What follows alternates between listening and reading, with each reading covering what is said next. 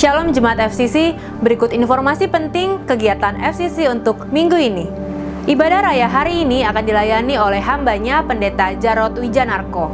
Untuk kegiatan FCC lainnya, tetaplah update setiap hari melalui seluruh platform sosial media FCC Supermall. Ibadah FCC Kids setiap hari Minggu pada jam 10 pagi dapat diikuti melalui YouTube channel FCC Supermall. Ikutilah pertemuan online bersama saudara seiman melalui FCC Online Fellowship Night yang diadakan setiap hari Selasa pukul 19.30 malam melalui Zoom. Pertemuan ini juga terbuka untuk umum. Bagi saudara yang belum mengikuti kegiatan ini, dapat mendaftar melalui nomor handphone official FCC yang tertera di layar Anda. Bagi saudara yang rindu untuk menabur, saudara dapat memberikan persembahan dan persepuluhan dengan cara transfer ke nomor rekening yang tertera di bawah ini. Bagi saudara yang membutuhkan dukungan doa atau konseling, dapat menghubungi nomor handphone official FCC di bawah ini. Komunitas yang benar akan membantu kita menghadapi masa pandemi ini. Pastikan saudara sudah bergabung pada family cell yang terdekat dengan tempat tinggal saudara. Bagi saudara yang membutuhkan informasi tentang family cell terdekat dengan tempat tinggal saudara, dapat menghubungi nomor handphone official FCC Supermall. Mari kita siapkan hati kita untuk mengikuti ibadah online hari ini. Selamat hari Minggu, Tuhan Yesus memberkati.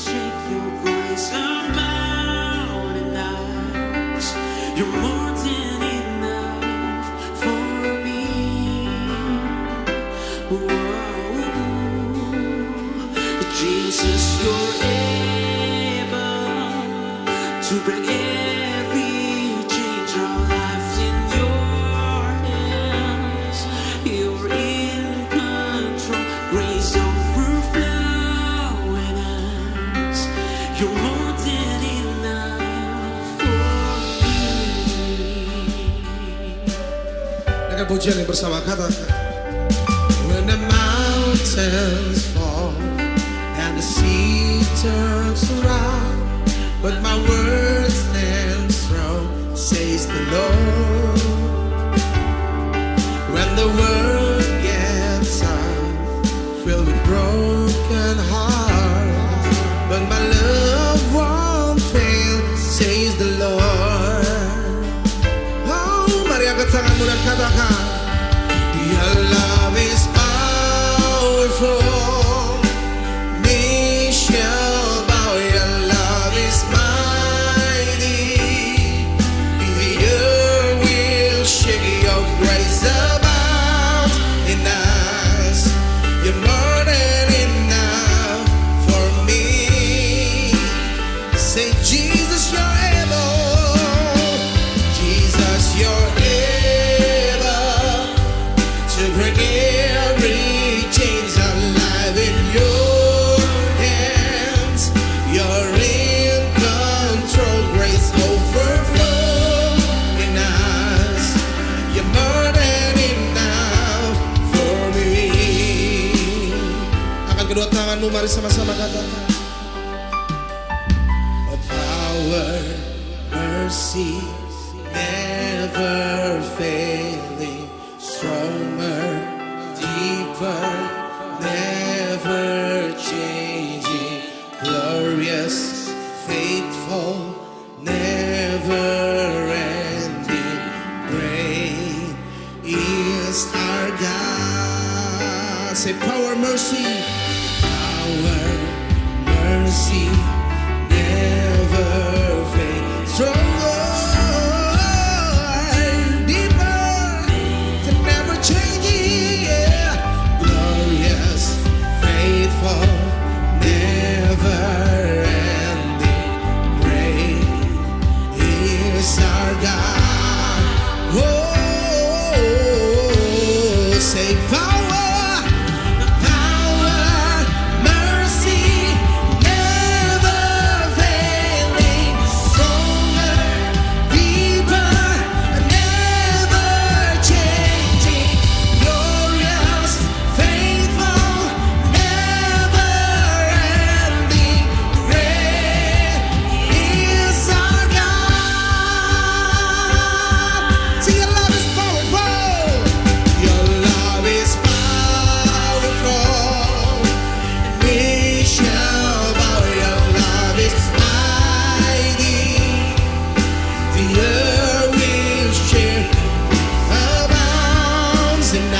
Say more than enough for me,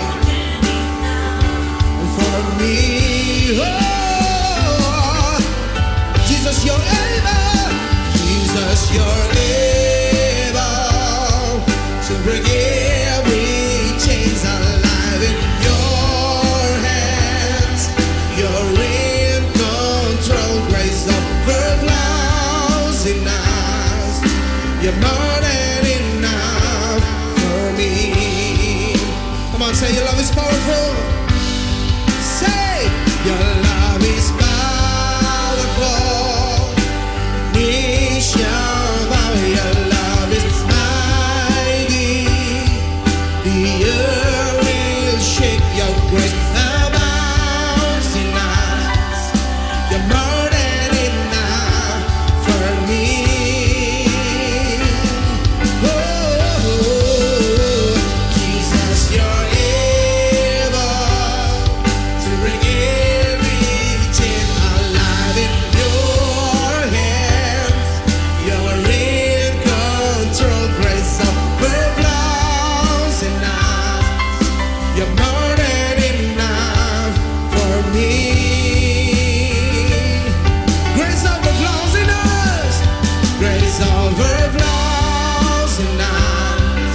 You're more than enough for me. Oh,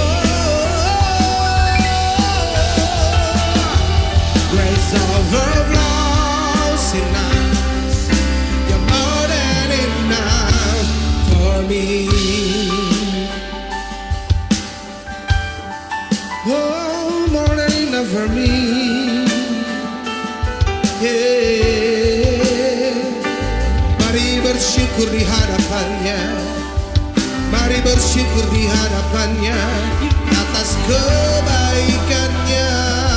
Oh, thank you Lord, thank you Lord, oh, thank you Lord.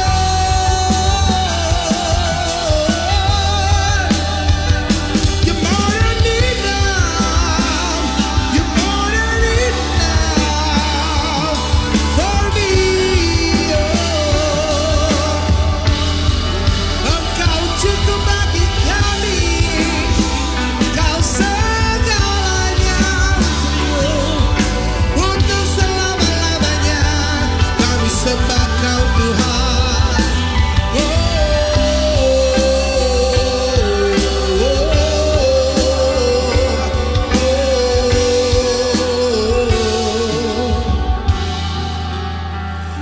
You're more than enough. You're more than enough. You're more than enough. Yes. Grace overflows in us. Grace overflows in us. Overflow in us. Yeah, yeah. Kasih-Mu memenuhi setiap kami, kasih-Mu lingkupi kami. Terima kasih Yesusku. Oh, great is our God. Then sings my soul, my Savior God to thee. How great thou art. Then sings my soul, my Savior's God to thee. How great thou art. Angkat tanganmu bersembah dia, katakan. How great thou art. Then sings my soul, my Savior's God to thee. Oh, how great thou art. Come on. How great thou art. Say, that sings my soul. That sings my soul, my Savior's God to thee. How great thou art. How great thou, how great thou art. Oh, that sings my soul, that sings my soul, my Savior God to thee. How great thou art, how great thou art, how great thou art. Mari bangkit berdiri bersama dengan pujian ini, katakan. That sings my soul, my Savior's God to thee. How great thou art.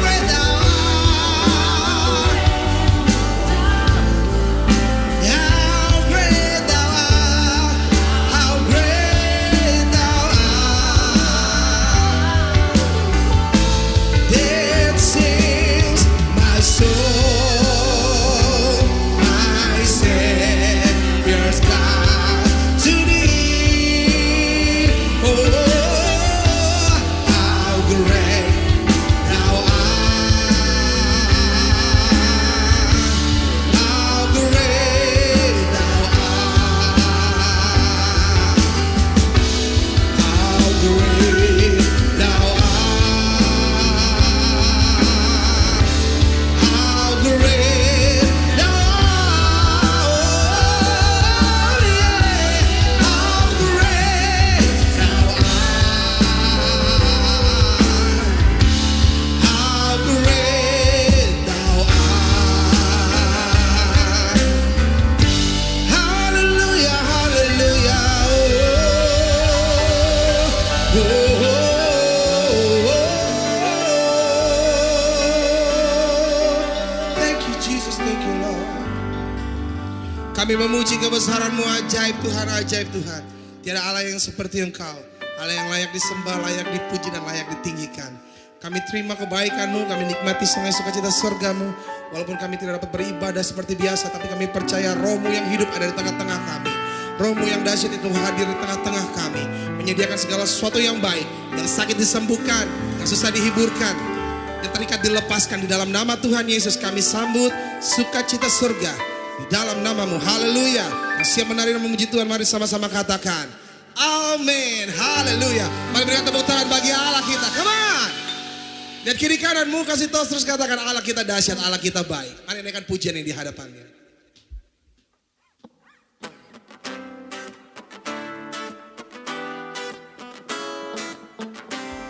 Are you ready, church? Let's go!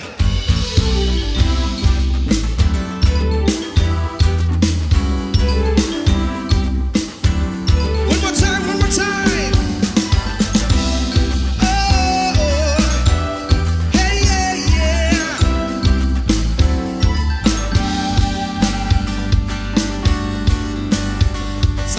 pujian ini, mari katakan.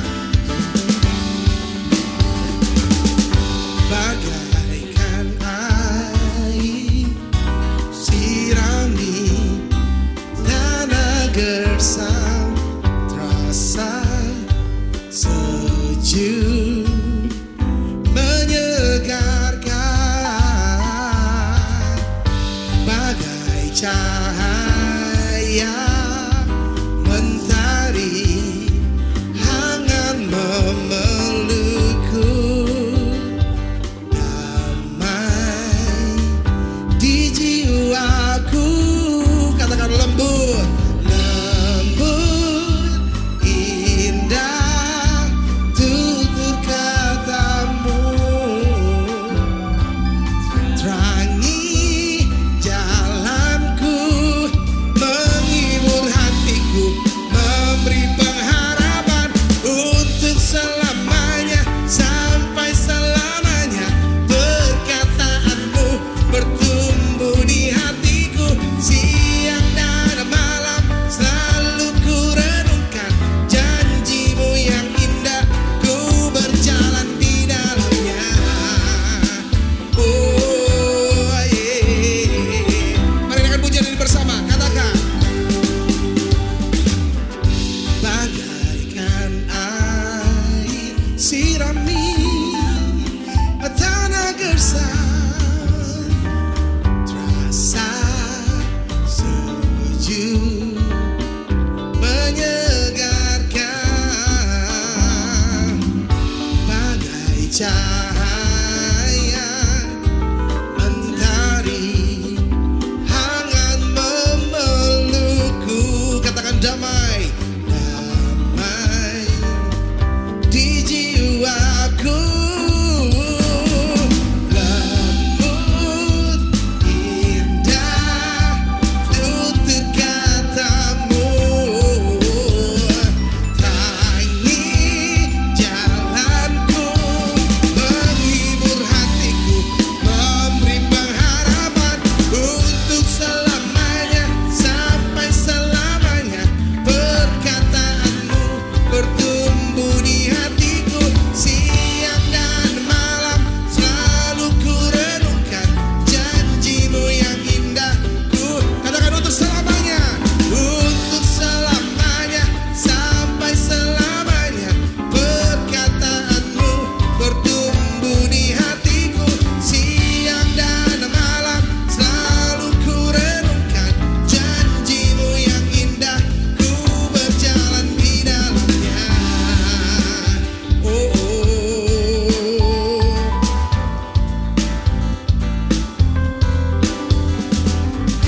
Ku ingin selalu mendengar suaramu, dan ku renungkan setiap waktu, sebab kau milikku. Katakan untuk selamanya, sampai selamanya. Perkataanmu bertumbuh di hatiku, siang dan malam selalu ku renungkan. Janjimu yang indah, untuk selamanya, sampai selamanya. Perkataanmu bertumbuh di hatiku, siang dan malam selalu ku renungkan. Janjimu, sekali lagi mari katakan untuk selamanya. Let's go. Untuk selamanya, sampai selamanya. Perkataanmu bertumbuh di hatiku, siang dan malam selalu ku renungkan. Janjimu yang indah, ku berjalan di dalamnya. Oh, oh, oh, oh. Berjalan di dalam janjimu, yeah.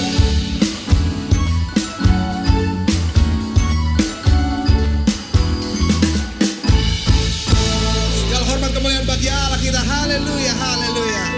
Dia Allah yang baik, amin. Yang setuju katakan amin. Katakan buat kiri kananmu, Yesus kita baik. Come on.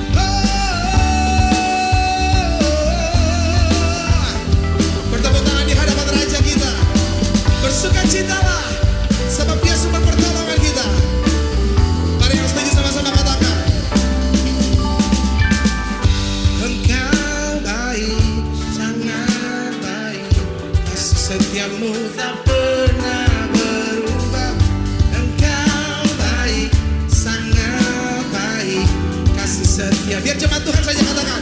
Come on. Engkau baik, sangat baik. Kasih setiamu tak pernah berubah. Engkau baik, sangat. Are you ready? Oh, kasih setiamu tak pernah berubah. Engkau baik, sangat baik. Kasih setiamu tak pernah berubah. Engkau baik, sangat baik.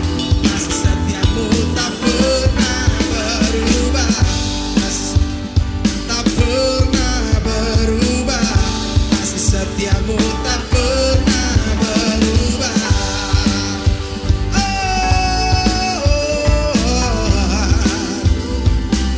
Engkau sangat baik.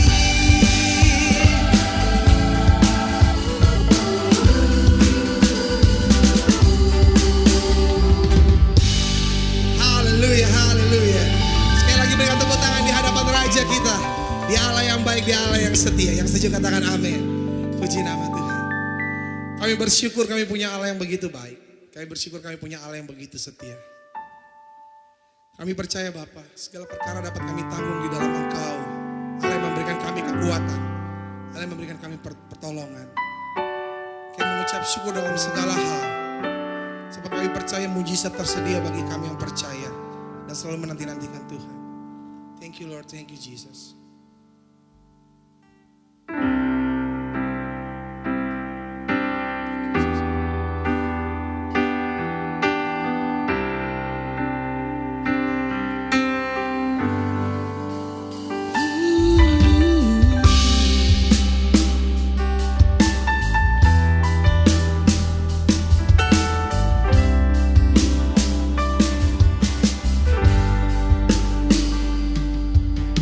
Penolong yang selalu setia, memenuhi keperluanku. Tak pernah dia mengecewakan. Yesusku tak pernah gagal. Segala perkara dapat ku tanggung di dalam Dia yang memberi kekuatan.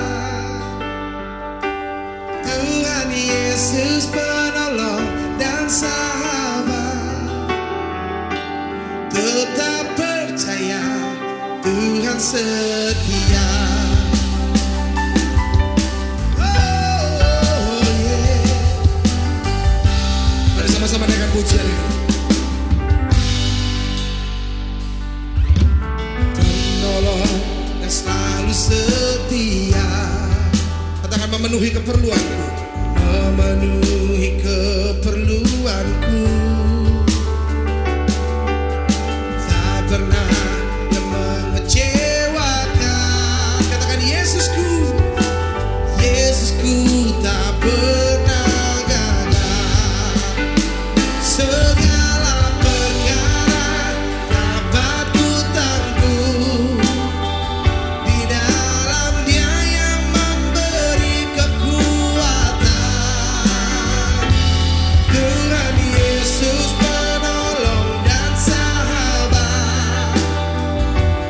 Tetap percaya Tuhan katakan segala perkara. Segala perkara dapat ku tanggung di dalam Dia yang memberi kekuatan. Tuhan Yesus penolong dan sahabat. Tetap percaya Tuhan setia. Kami percaya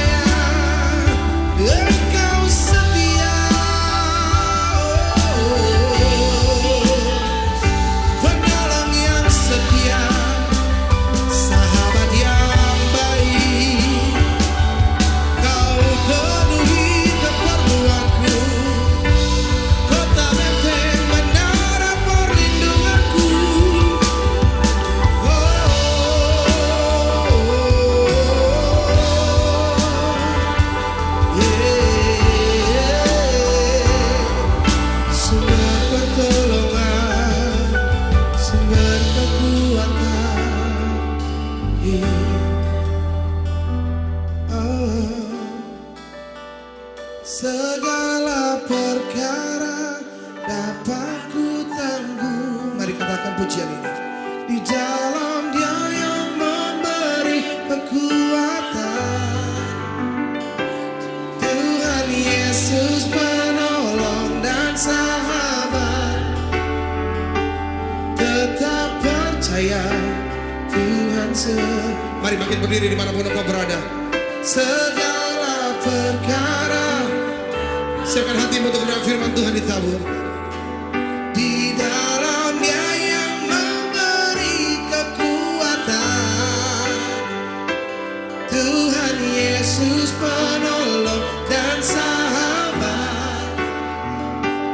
Tetap percaya Tuhan angkat kedua tanganmu dan katakan, segala perkara dapat ku tanggung. Amin. Di dalam Dia yang memberi kekuatan, Tuhan Yesus penolong dan sahabat. Tetap percaya Tuhan setia. Tetap percaya Tuhan setia. Tetap percaya Tuhan setia.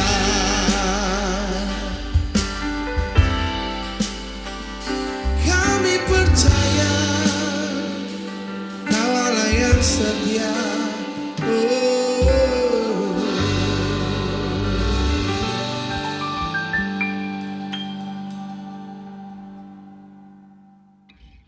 Shalom jemaat FCC, Family Community Church yang dikasihi Tuhan.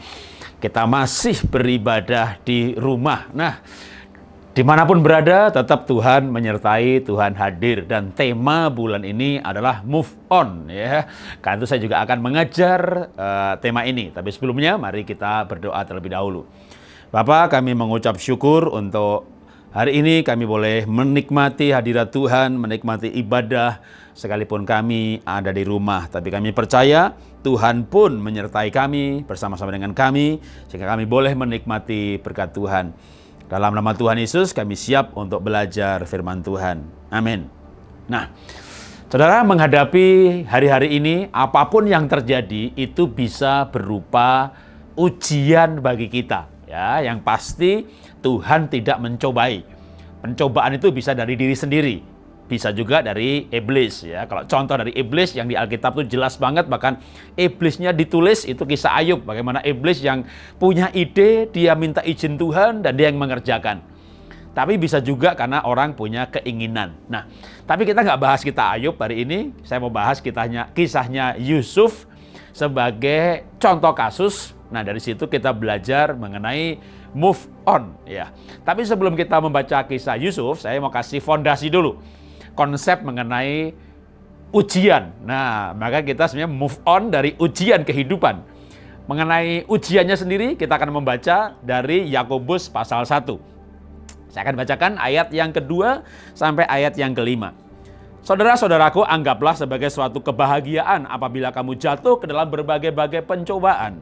Sebab kamu tahu bahwa ujian terhadap imanmu itu menghasilkan ketekunan. Dan apabila ketekunan itu memperoleh buah yang matang, supaya kamu menjadi sempurna dan tak kekurangan apapun juga.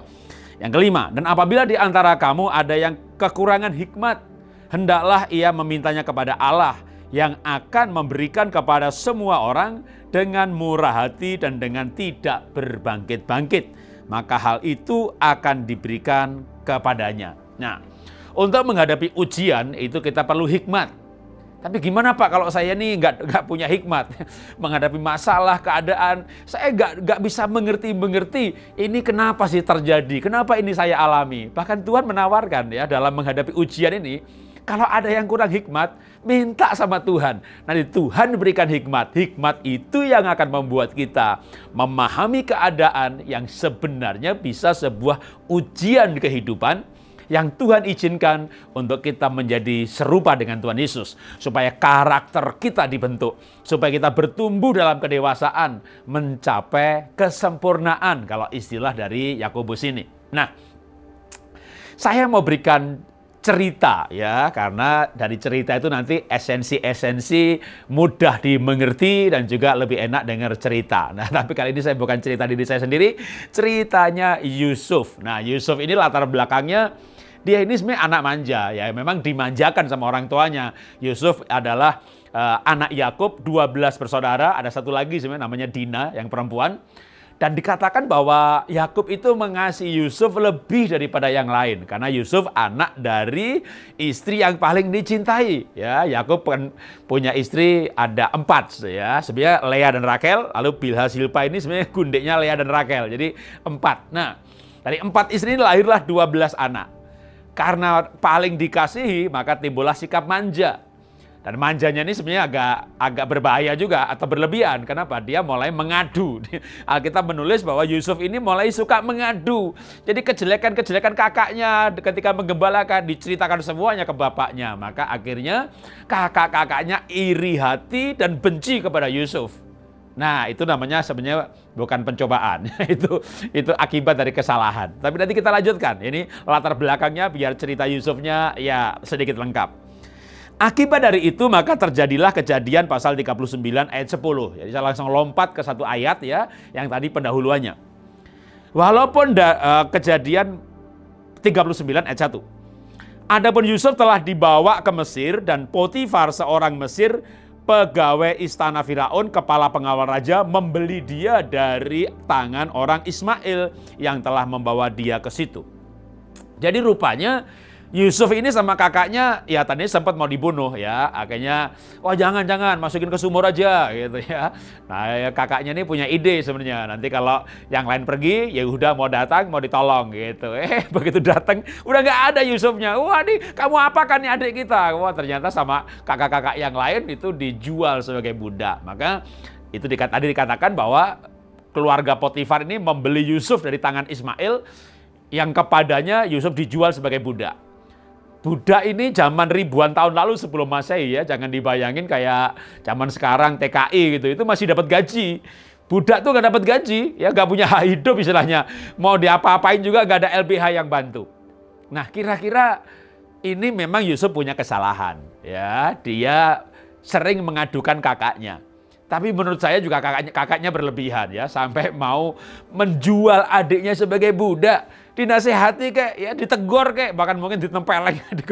Tapi dijual sebagai budak itu benar membunuh masa depan luar biasa. Nah, saudara pernah nggak ngalami ya? Saudara itu merasa bahwa saya ini diperlakukan tidak adil. Memang saya salah kok. Memang saya punya kesalahan, tapi ya jangan begitu dong ya. Sehingga Anda kehilangan masa depan, Anda kehilangan kesehatan, Anda kehilangan apapun juga. Dalam dunia ini akan banyak mengalami bisa kehilangan. Dan orang yang seperti ini biasanya akan merenungi nasibnya, menyesali nasibnya, atau mengutuki orang-orang yang membuat dirinya mengalami seperti itu. Tapi menurut saya punya istilah Yusuf ini move on gitu ya. Jadi maka ini move on satunya dulu gitu ya. Kenapa saya berani berkata Yusuf ini move on? Karena cerita selanjutnya demikian. Saya bacakan Kejadian 39 ayat 10-nya. Walaupun dari hari singkat cerita, ya, maaf ini sebelum dari hari-hari dicobai ya.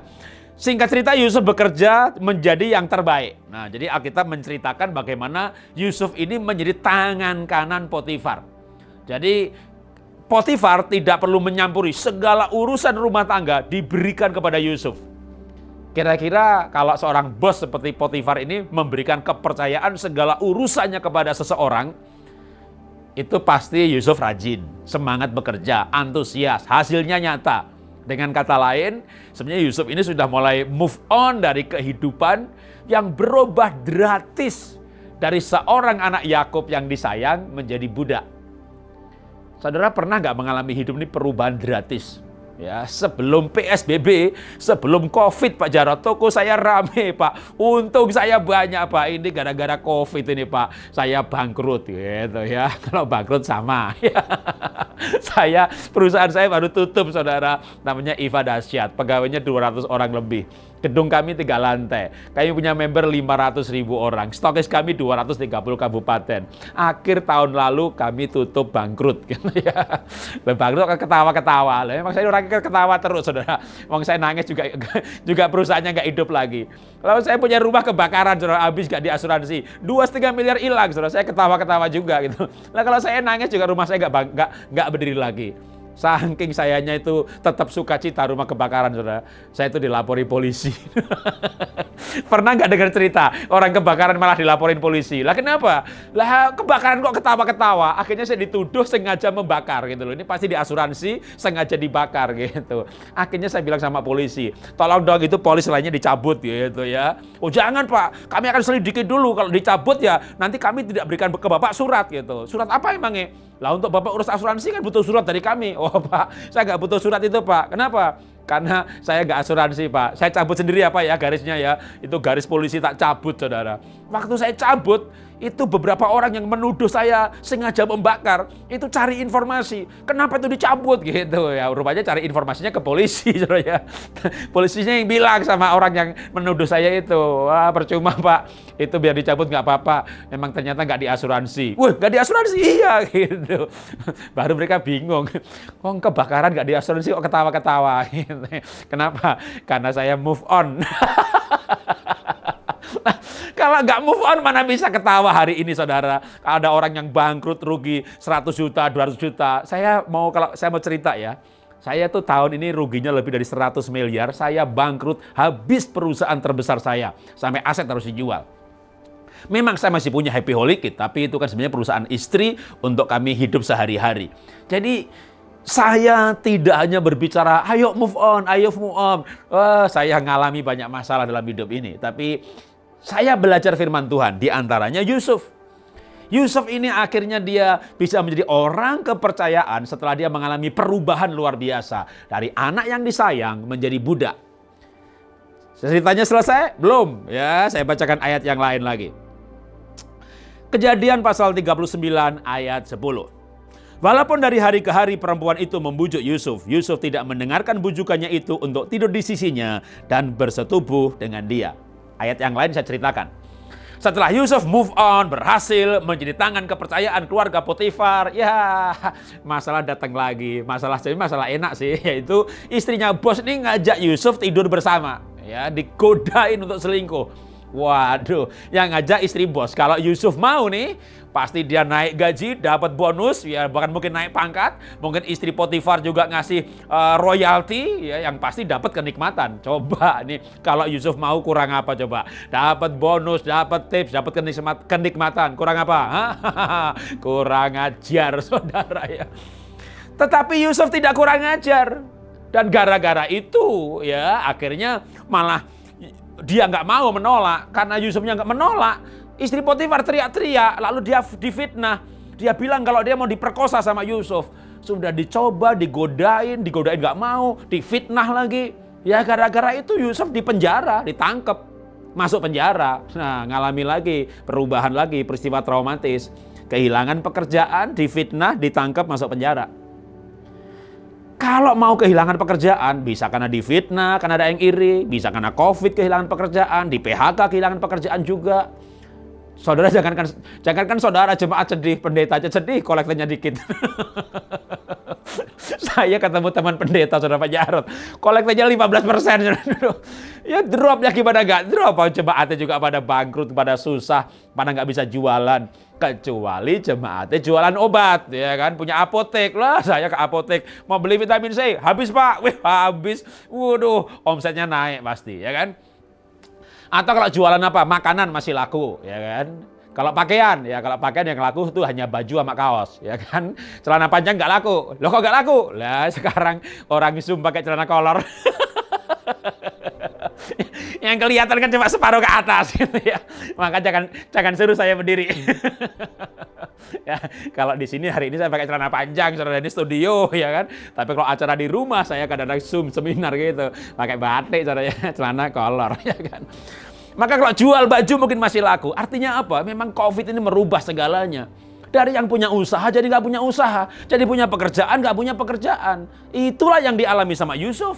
Tapi Yusuf bukan karena COVID, karena istri Potifar ngajak nggak mau, dia difitnah, dia dimasukkan ke dalam penjara.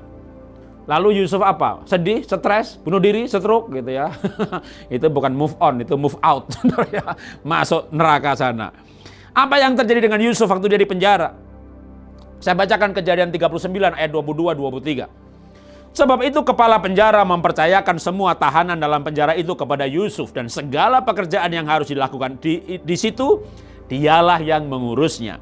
Dan kepala penjara tidak mencampuri segala yang dipercayakan kepada Yusuf, karena Tuhan menyertai dia, dan apa yang dikerjakannya dibuat Tuhan berhasil. Yusuf di penjara, tahu penjaranya jenis yang mana, klasifikasinya? Sekarang ini saya yakin dulu juga ya.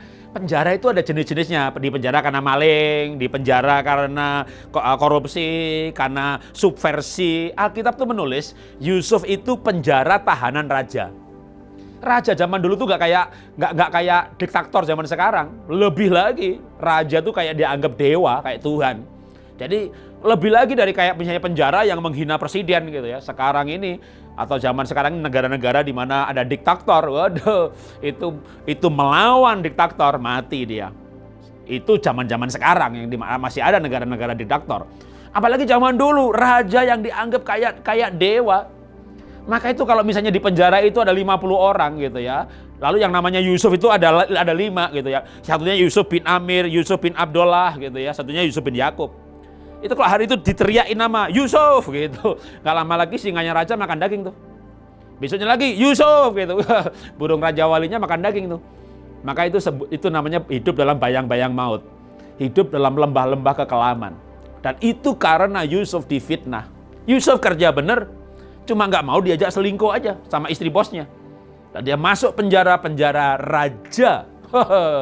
Itu bayang-bayang maut. Itu kemungkinan mati, tiba-tiba nggak ada. Apalagi dia orang perantauan, saudara.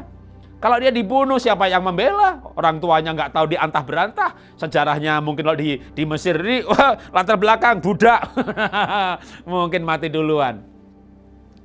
Tapi saya percaya, kenapa Yusuf itu dipercaya sama kepala penjara?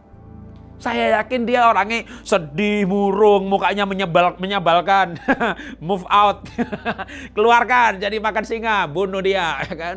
Tapi saya yakin kepala penjara ini menaruh kasihan, empati, simpati kepada Yusuf. Karena sikapnya yang baik. Sikapnya yang berbeda dengan tahanan yang lain. Sehingga singkat cerita saja, karena emang tuh jangka waktunya kira-kira 3,5 tahun kalau nggak salah. Ya, Yusuf dalam penjara. Jadi akhirnya Yusuf ini diberi kepercayaan oleh kepala penjara untuk mengurus penjara. Jadi tangan kanannya kepala penjara. Di rumah Potifar tangan kanan Potifar, di penjara tangan kanan kepala penjara. Itu hanya bisa kalau Yusuf move on. Saudara, tidak boleh meratapi nasib. Duh, coba dulu saya mau sama istri Potifar ya. Dapat duit, enak lagi. Dapat seks, aduh. Tidak boleh. Masa lalu ya lalu. Yang lama berlalu, yang baru akan datang. Yang lama nggak berlalu, yang baru tidak akan datang. Yusuf dijual sebagai budak. Dia mau meratapi nasibnya. Waduh, coba aku dulu baik-baikin kakak ya. Jadi anak papa, dimanja. Apakah ceritanya selesai? Enggak ya, Yusuf di dalam penjara. Singkat cerita, ada 2 pegawai Firaun juga masuk ke dalam penjara. Dan 2 pegawai Firaun ini mengalami mimpi yang menggelisahkan. Tanya sana sini, enggak ada yang bisa mengartikan. Akhirnya ketemu dengan Yusuf dan bercerita kepada Yusuf mengenai mimpinya. Dan Yusuf mengartikan mimpinya itu. Yang satu, engkau akan dibebaskan. Yang satu, engkau akan dihukum.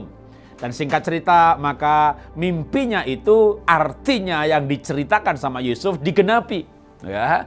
Dan sebelum pegawai raja itu dipanggil, memang Yusuf berpesan kepada pegawai raja. nanti kalau kamu udah keluar ya, kamu ketemu Firaun, tolonglah ceritakan masalahku ini. Aku tuh di sini bukan karena aku punya kesalahan. Kamu tahu kan hidupku selama aku di penjara. Ya mungkin mereka udah berteman dekat. Jadi nanti kalau kamu udah dibebaskan, tolong ingat saya ya, gitu. Lalu begini laporan Alkitab. Kejadian pasal 40 ayat 21-23.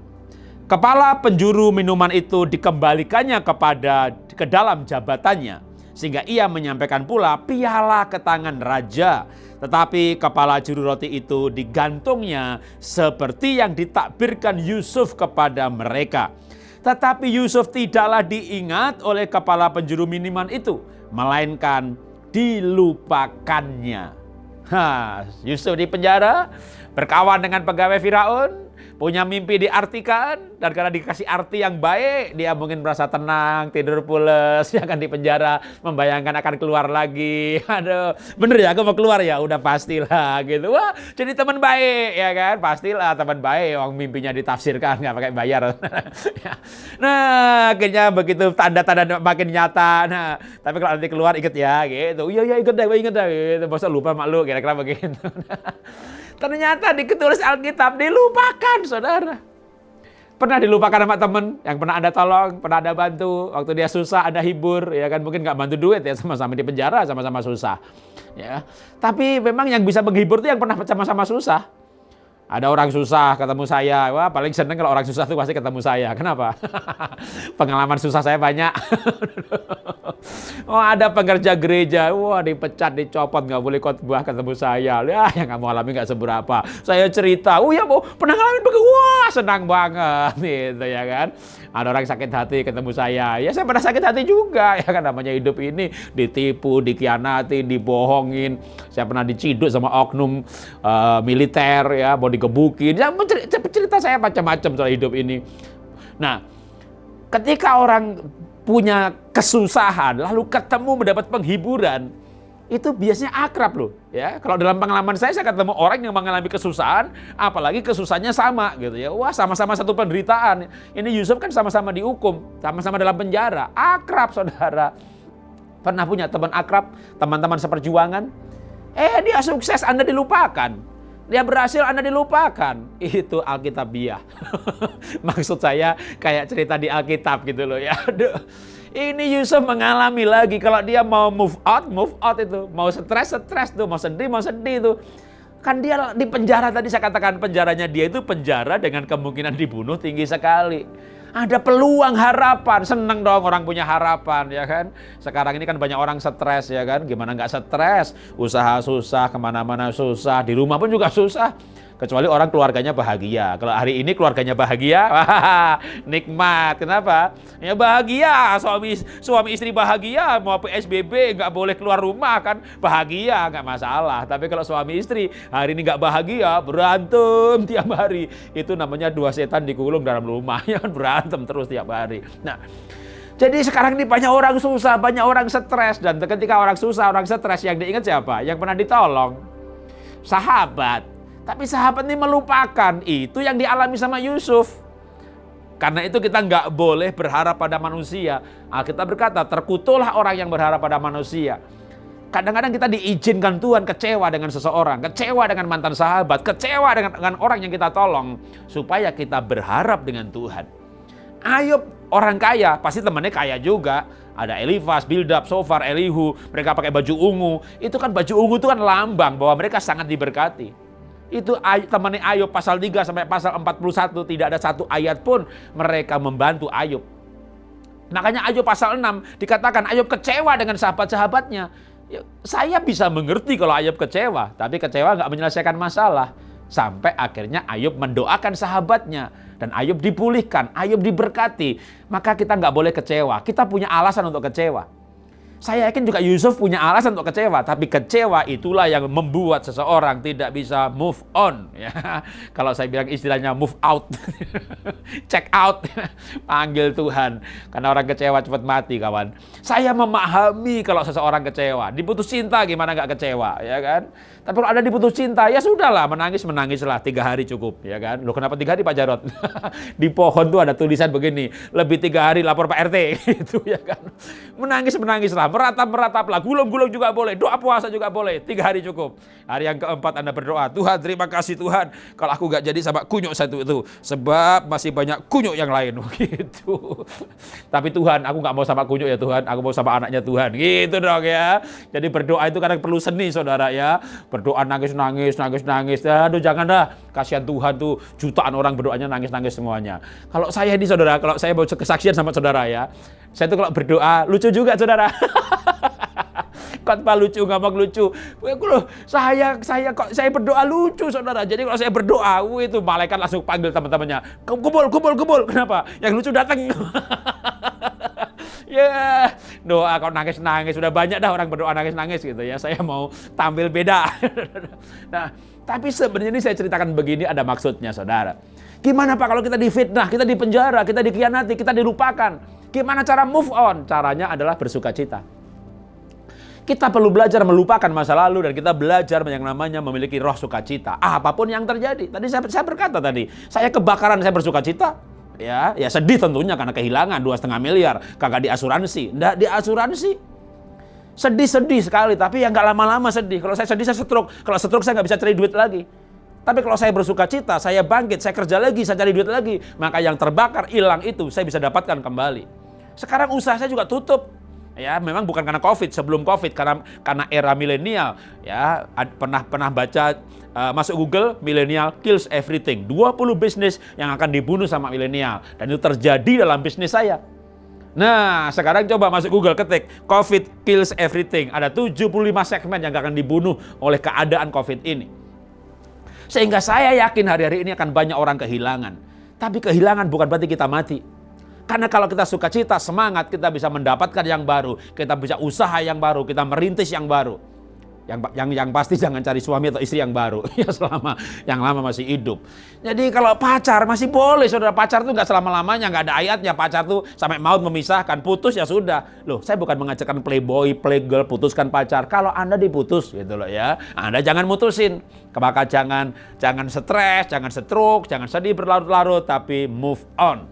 Kita lanjutkan ceritanya, karena belum selesai ceritanya Yusuf ini. Singkat cerita, ketika Yusuf tetap berpengharapan sama Tuhan, apa yang terjadi? Saya lompat Kejadian pasal 41 ayat yang 43. Lalu Firaun menyuruh menaikkan Yusuf ke dalam keretanya yang berkuda. Yang kedua, dan berserulah orang di hadapan Yusuf, hormat, demikianlah Yusuf dilantik oleh Firaun menjadi kuasa atas seluruh tanah Mesir. Jadi singkat cerita, ketika Yusuf dilupakan sama pegawai Firaun, Tuhan gak kehilangan akal. Firaun yang dibikin bermimpi sama Tuhan. Sampai Firaun digelisahkan sama mimpi itu. Dan dia bertanya kepada anak buahnya, cari orang di seluruh negeri yang bisa menafsirkan mimpi. Nah, pegawai Firaun baru ingat, aku lupa. Ada raja, ada temanku di penjara, mudah-mudahan belum mati dia. Coba Yusuf sudah mati karena stres. Coba Yusuf mati karena dia kecewa, kepahitan. Coba Yusuf sudah nggak ada karena dia kena stroke. Tapi Yusuf masih ada di penjara. Dia tidak mati sekalipun dia dilupakan sama sahabatnya.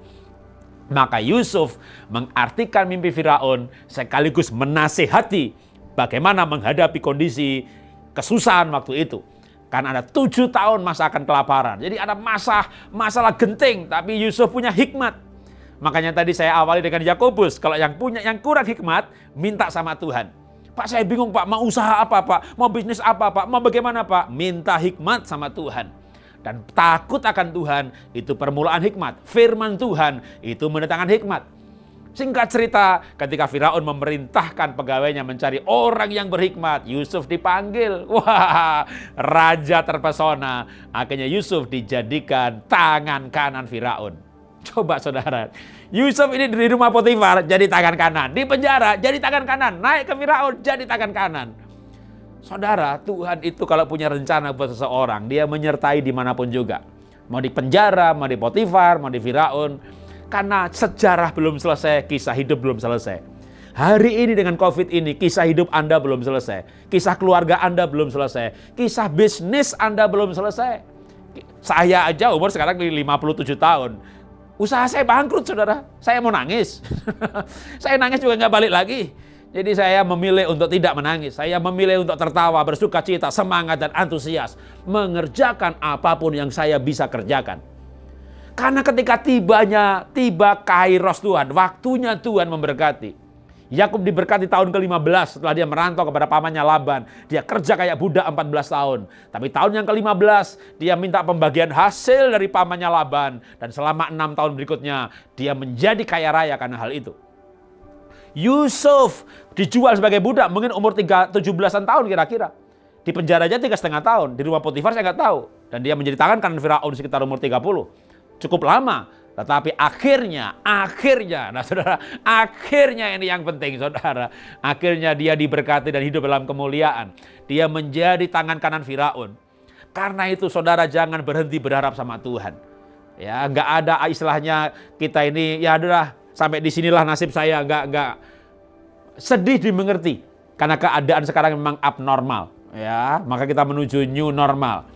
Tapi ada juga yang bilang, Pak, yang dulu tuh nggak normal, Pak. Kita kerja kayak orang gila, nggak ada waktu buat keluarga. Maka sekarang kita dinormalkan sama corona, menjadi ada waktu buat keluarga. Dulu tuh nggak normal, Pak. Gereja menjadi kayak entertain business. Wah, lightingnya yang bagus, musiknya bagus, cari pendeta lu tuh jemaatnya banyak. Kayak perusahaan entertainment aja. Dan tidak ada ibadah di rumah-rumah. Corona datang, jebret. Tuhan memaksa gereja kembali ke gereja mula-mula. Ibadah di rumah-rumah, dinormalkan sama corona. Sama juga mungkin saudara dalam bidang yang lain. Ya, kalau saya tadi bicara soal gereja, soal keluarga, demikian juga dalam kehidupan pribadi kita. Melalui corona ini mungkin kita dibalancing, dinormalkan. Kalau dulu kita nggak normal. Atau kita akan di reschedule sama Tuhan. Kita diatur ulang hidup kita, bisnis kita, pelayanan kita, gaya hidup kita. Mau nggak mau kita harus menyesuaikan diri. Bahkan bukan hanya menyelesaikan diri, siapa tahu akan ada kairos Tuhan yang memberkati kita lebih banyak lagi. Seandainya tidak pun, paling nggak kita lebih serupa dengan karakter Kristus. Karakter kita yang dibentuk melalui corona ini. Segmen yang terakhir. Apa yang terjadi dengan Yusuf selanjutnya? Singkat cerita, Yusuf bapaknya mati, Yakub. Ya, nah ketika bapaknya mati, maka Yakub ini kan punya 12 anak, ya, tambah Dina 13. Jadi ketika Yakub meninggal, ini kakak-kakak Yusuf nih mikir begini nih. Jangan-jangan Yusuf nih sebenarnya dendam sama kita, ya, tapi dia gak berbuat apa-apa karena bapak masih ada. Nah, ini sekarang bapak sudah mati nih. Jangan-jangan ntar kita ini dibalas sama Yusuf karena dulu kita jual dia sebagai budak. Dan waktu Yusuf dijual sebagai budak, Alkitab itu menulis. Itu ditulisnya sebenarnya waktu kakaknya Yusuf ini semuanya datang ke Mesir. Ya, dan Yusuf tahu itu kakaknya, tapi mereka nggak tahu itu Yusuf. Wah, diatur keadaan sampai akhirnya ini pasti kita mengalami seperti ini karena kita menjual Yusuf. Ingatkah bagaimana dia meratap hatinya waktu kita jual dia? Jadi waktu Yusuf dijual sebagai budak, itu Yusuf meratap, saudara. Gimana nggak meratap, saudara? Masa depannya budak itu nggak punya hak hidup, hanya hak bekerja. Maka begitu Yakubnya meninggal, kakaknya ketakutan lagi. Ini setelah lama di Mesir, saudara. Yakub datang, kakaknya datang semuanya. Mereka tinggal di Gosen, keluarganya diberkati semuanya. Tapi begitu Yakubnya meninggal, kakaknya masih berpikir. Yang kita lakukan kepada Yusuf itu keterlaluan. Kita jual dia sebagai budak. Jangan-jangan sekarang nih Yusuf bakal balas dendam. Akhirnya kakaknya Yusuf, mereka datang ke istana. Mereka menyembah Yusuf dan berkata, waktu bapak hidup, berpesan supaya kita ini rukun-rukun dan ampuni kami telah menjual kamu sebagai budak. Kami minta ampun, jangan apa-apakan kami. Jadi budak pun kami mau. Jadi mereka takut dibunuh. Mereka menawarkan diri jadi budak pun karena kamu menjadi budak gara-gara saya, gara-gara kami. Sekarang kami datang untuk menjadi budakmu. Kalau Yusuf tidak move on, kesempatan balas dendam. Bapaknya udah gak ada lagi, yang dihormati gak ada lagi. Tapi apa yang diucapkan Yusuf? Kejadian pasal 41, Kejadian pasal 50 ayat 20. Memang kamu telah mereka-reka yang jahat terhadap aku, tetapi Allah telah mereka-rekakannya untuk kebaikan dengan maksud untuk melakukan seperti yang terjadi sekarang ini, yakni memelihara hidup suatu bangsa yang besar. Jadi Yusuf bahkan berkata, akukah pengganti Allah yang kamu menyembah?